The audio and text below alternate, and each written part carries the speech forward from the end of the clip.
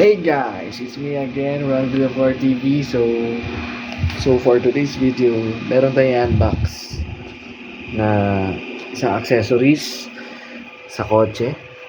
So, pahinintay natin. Let's go. So, ito siya guys. Car Hook Mobile Phone Holder.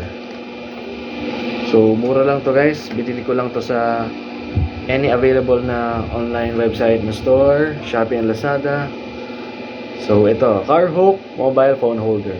So without further ado, let's go ahead and start up.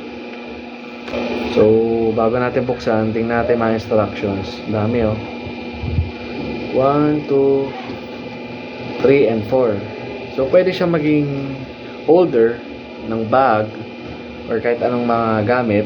Tsaka pwede din siya maging cellphone holder. Pwede ka mag-video habang nag-drive ka. Ayos, no? So, ito siya, oh. Mura lang, guys. Bili na kayo. 25 pesos lang. Pero pag gusto nyong 2 pieces, 40. Total. Ayos ba? So, bubuksan na natin. Bukas na pala siya, guys. O, ha?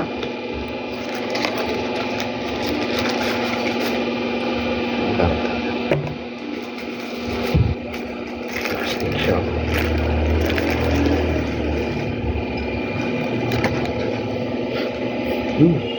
Bango pa ng plastic. May bago. So, bali ito siya guys.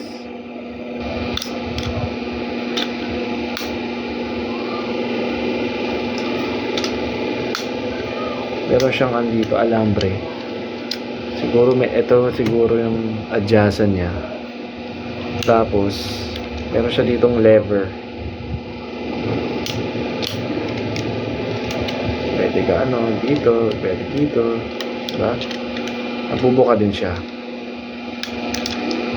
Blue yung kuha kong color eh. Black sana eh. So, naubusan eh.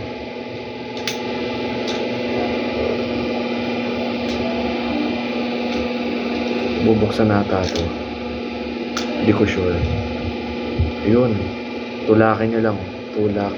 Tapos, hila. So, pwede siya maging cellphone holder.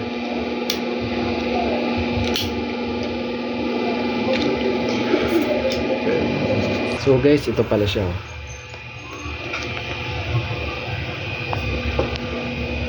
Yan. Nakakabit siya. No?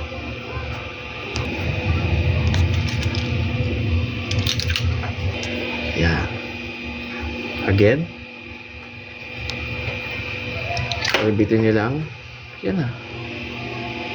Easy lang. So, ito na siya oh. Siguro lagay ng phone. Tapos pwede din maging ganito. Pwede maging ganyan. Depends in your kung saan ka manahok dito. Ito yung lever, hila, ito sa bahay, bubuka.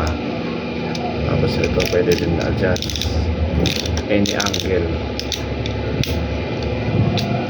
So yun lang ha